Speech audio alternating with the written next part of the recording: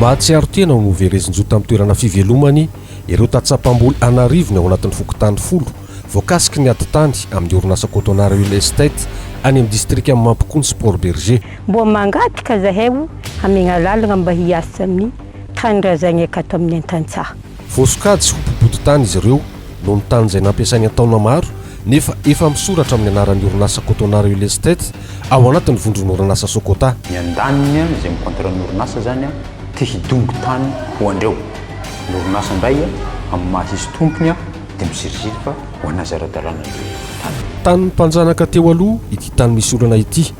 Taranak'ireo olona niasa tamin'ilay vazaha teo aloha ihany ireto tatsa mitaky ny zony amin'izao fotoan'izao ireto. I razambenay mihitsy zany ny dadilahinay mihitsy namolaka an'io tany io depuis 1940 na 1939. Miay ihany fisiany kolikoly tamin'ny fomba nazahoan'ny orinasa nanoratra ny tany amin'ny anarany ny fokon'olona. Kely loatra ny anareo fany anilan'ity zany no sarasara saosy.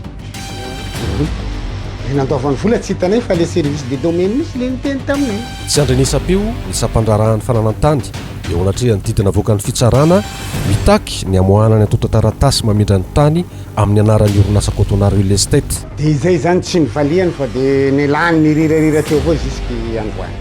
Mienjandro mitady tsy mety vita ny ady ny anivon'ny fitsarana.